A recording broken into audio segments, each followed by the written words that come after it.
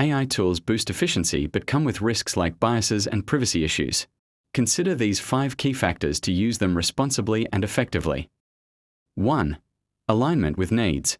Ensure the AI fits your specific tasks and goals, checking its capabilities for accuracy, speed, and relevance.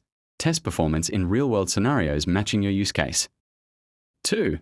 Data privacy and security. Review how the tool handles data, including compliance with privacy laws, ethical use, and protection measures. Avoid tools that expose sensitive information or lack transparency. 3.